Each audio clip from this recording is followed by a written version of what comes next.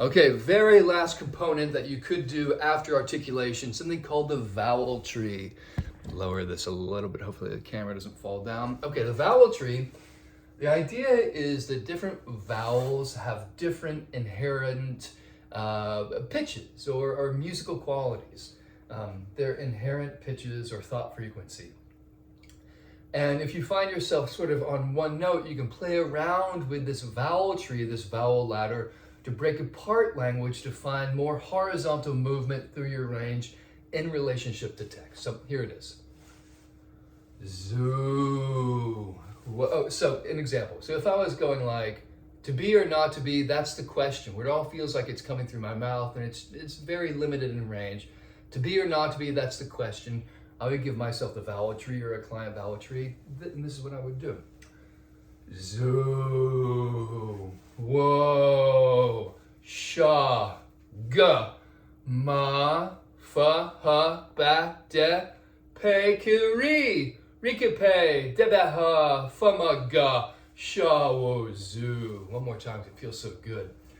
Zoo, wo, sha, ga, ma, fa, ha, ba, de, pe, kiri, rika, pe, debaha, fa, ma, ga, sha, wo, zoo.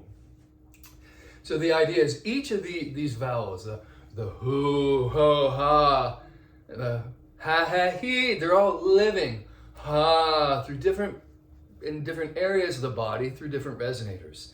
So if I come back to be or not to be, the first sound, to, is down here.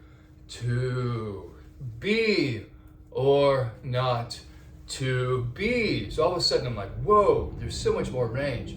Rather than to be or not to be or not to be. And then the end is, that is the question. That is the question.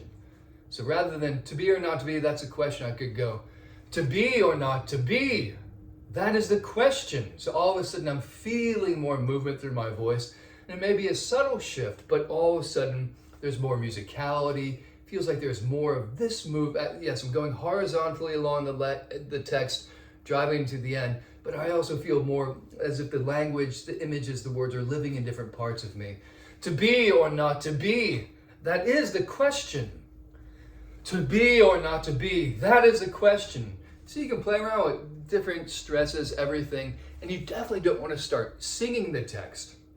But I have found the vowel tree to be a wonderful tool to help, especially if I'm living within a certain band, or I get a note, gosh, you could have more vocal variety, or it's a little bit monotone.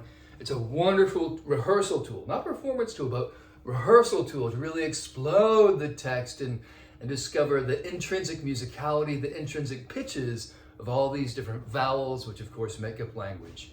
So hopefully this is useful. Oh, last thought, the vowels are the emotions and the consonants are the intellect or thought. So finding all this movement, this emotional freedom to pour through all these vowels, the vowel tree is really helpful for that. Okay, hope you enjoy. Take it easy and be well.